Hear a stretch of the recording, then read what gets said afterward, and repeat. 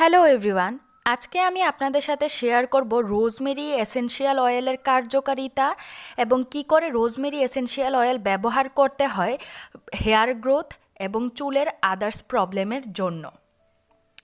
এই rosemary essential অয়েলটি হলো good vibes একটি ইন্ডিয়ান স্কিন কেয়ার ব্র্যান্ড। এটা 10 ml এর একটি প্রোডাক্ট। এটা আমি পারচেজ করেছিলাম 400 থেকে 450 টাকার মধ্যে। আমি অনেক দিন ধরে এটা ব্যবহার করছি।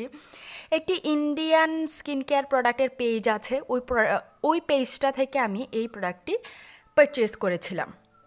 আর এই প্রোডাক্টটা 10 ml এর, খুবই কিউট একটা প্যাকেজিং, খুবই সুন্দর আর এস্থেটিক একটি প্যাকেজিং।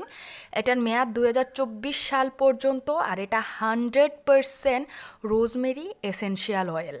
এখানে লেখা আছে যে এটা ভিগান, অ্যানিমেল টেস্টেড নয়, তারপর ডার্মাটোলজিক্যালি টেস্টেড।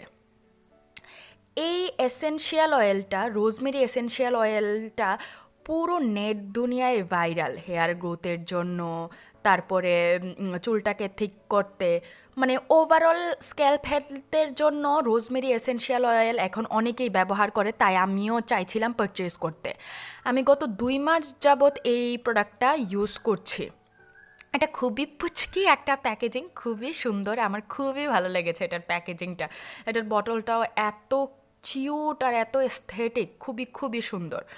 তো রোজমেরি এসেনশিয়াল অয়েল ডিরেক্টলি স্ক্যাল্পে ইউজ করা যায় না।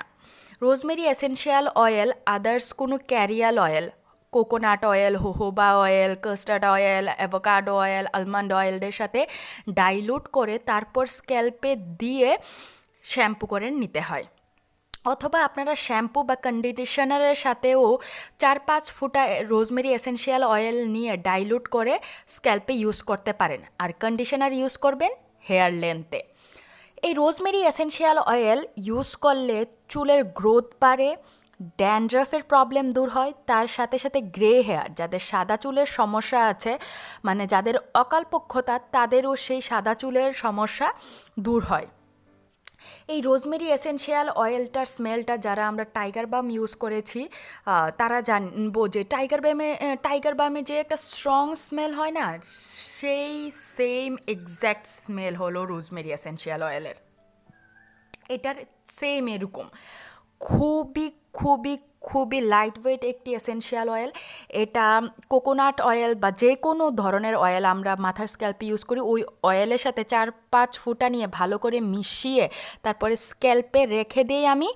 তারপর আধ ঘন্টা বা 45 মিনিট পর শ্যাম্পু দিয়ে ওয়াশ করে ফেলি। আমি সারা রাত্র রোজমেরি এসেনশিয়াল অয়েল আমার স্ক্যাল্পে লাগিয়ে রাখি না, কারণ আমার স্ক্যাল্পটা খুবই অয়েলি, তাই আমি এতক্ষণ যাবৎ অয়েল আমার স্ক্যাল্পে অ্যাফোর্ড করতে পারি না।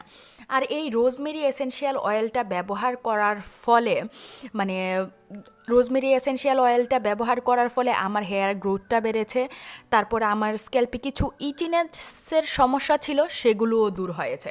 এটা খুবই ভালো। আমি বলবো যে যারা রোজমেরি এসেনশিয়াল অয়েল ট্রাই করতে চাইছেন বা যাদের হেয়ারে একটু গ্রোথ চাইছেন, হেয়ারটাকে আরও ভালো করতে চাইছেন, আমি বলবো যে প্লিজ আপনারা রোজমেরি এসেনশিয়াল অয়েল একবার ট্রাই করুন আদার্স প্রোডাক্টের সাথে ডাইলুট করে, হয় তেল নয় শ্যাম্পু কন্ডিশনারের সাথে।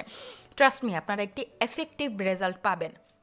আর যখন শ্যাম্পু দিয়ে ইউজ করবেন তখন বি কেয়ারফুল যাতে এটা আপনার চোখে না চলে যায়। আমি একবার শ্যাম্পু দিয়ে ইউজ করেছিলাম, তারপর লিটল বিট আমার চোখে ঢুকে গিয়েছিল, আর এটা খুবই জ্বালা যন্ত্রণা করে চোখে ঢুকে গেলে।